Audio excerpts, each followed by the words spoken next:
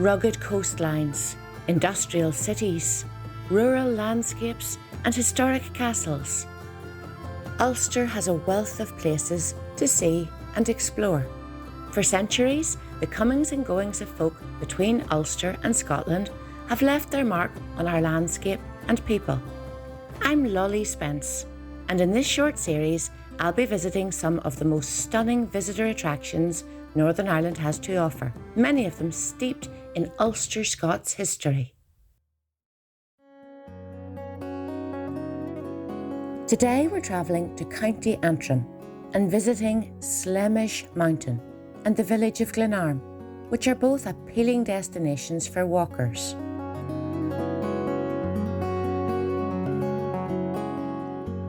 Visitors to Northern Ireland are spoilt for choice in terms of things to do and places to explore, and you'd be surprised how many of these attractions have connections to Scotland. Our first stop, Slemish Mountain, overlooks the town of Ballymena, which was built on land given to a Scottish laird, William Adair, by King Charles I in 1626. Slemish really stands out in this rural landscape because of its unusual appearance. It's known as a volcanic plug, and it was formed many years ago following a period of intense volcanic activity in this area. Slemish Mountain is accessible all year round and attracts many hikers. The mountain rises about 437 metres above the surrounding landscape. As you travel around the towns and villages in this rural part of County Antrim, you'll hear a lot of words and phrases being used which sound very Scottish.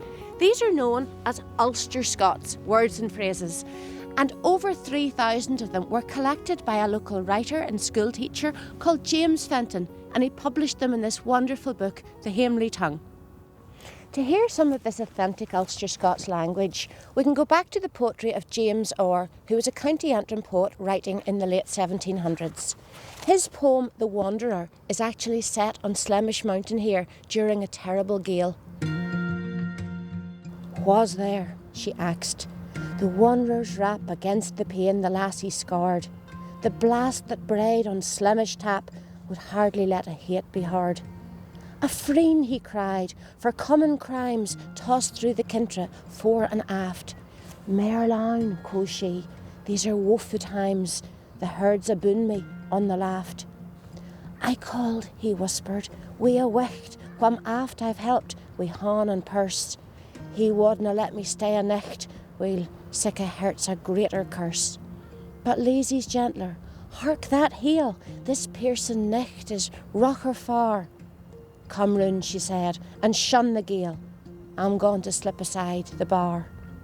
Wae's me, how wat ye're? Gace your hat and dry your face with something. Hey, in sic a taken, weel I wat, I would preserve my greatest fay. We'll mak nae fire, the picket bowld makes see the licht, and maybe stop. But I'll sit up, my bed's no cold. Gae tilt a wee and tak a nap." The Wanderer describes the plight of a desperate man seeking refuge in a cottage near Slemish during a storm. When you come here to this landscape, the poem really comes to life.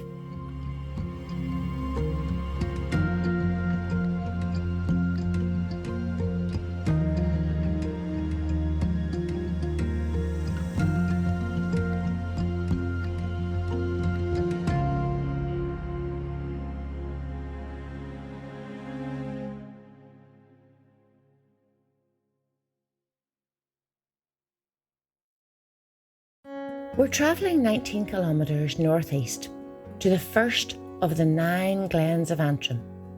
At the foot of the glen stands the charming village of Glenarm, with its Georgian streets, well-preserved architecture and rich Ulster-Scots heritage.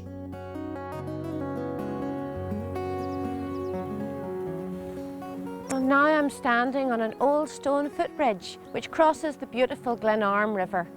And look what's behind me. This fabulous medieval-looking old stone gatehouse, built of basalt with Scottish red sandstone, which was brought over here a couple of hundred years ago. Much older than the Barbican Tower itself is the coat of arms, which you can see on a plaque above the door. This dates from 1636 and it's the coat of arms of the MacDonald family. The plaque tells us that Randall MacDonald, the Earl of Antrim, built his castle in 1636 with his wife, Dame Eilish O'Neill.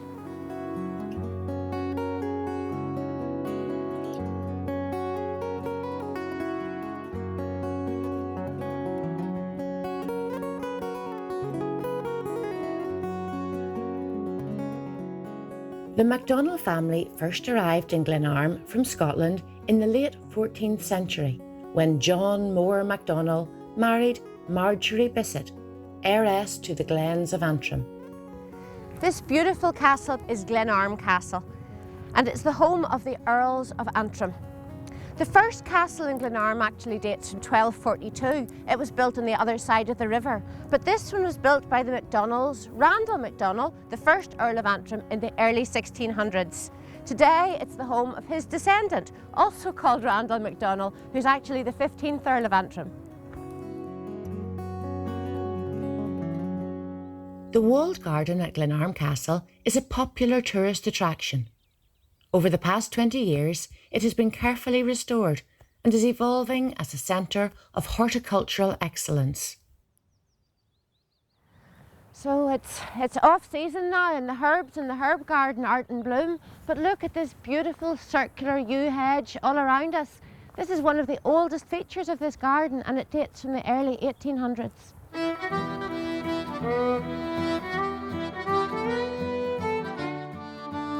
So this grassy feature that I'm climbing up now is known as the Mount, and it was created some years ago as part of the restoration of the castle's parklands.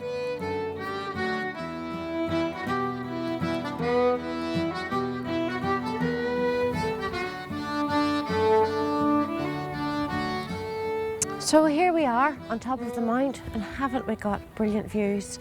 Over there, that's Scotland, that's the Mull of Kintyre. Behind us we have these beautiful walled gardens. And look out here to the south, this magnificent parkland.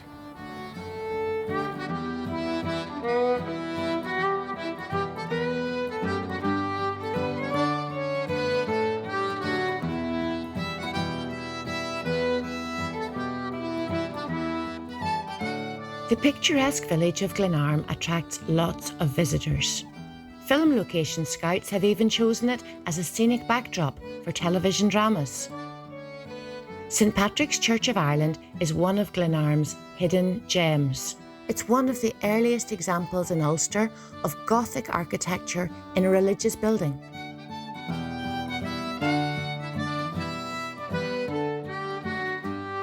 Glenarm is the first of the famous green glens of Antrim, and I can see the beautiful glens there dropping down into the Irish Sea.